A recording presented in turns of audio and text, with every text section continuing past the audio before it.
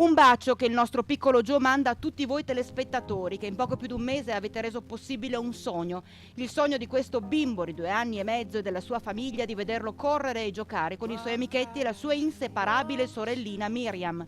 Obiettivo raggiunto, perché anche grazie all'intervento della Regione Veneto si è arrivati a quei 400.000 euro necessari all'operazione in Florida. Ma l'affetto di tutti voi per il piccolo Joe si conferma immenso, contagioso, infinito. Alle nostre redazioni continuano ad arrivare senza sosta mail e telefonate da parte di persone che chiedono informazioni sul conto creato per questa raccolta fondi. Fondi la cui destinazione è stata da sempre certa, sicura. Trasparenza è stato sin da subito il nostro diktat, il nostro e quello di mamma Erika, la coraggiosa mamma Erika dalla forza incredibile. Ora il gruppo Media Nord-Est chiude la raccolta fondi per Giovanni, ma non termina il suo impegno per aiutare altri piccoli guerrieri come il nostro Joe.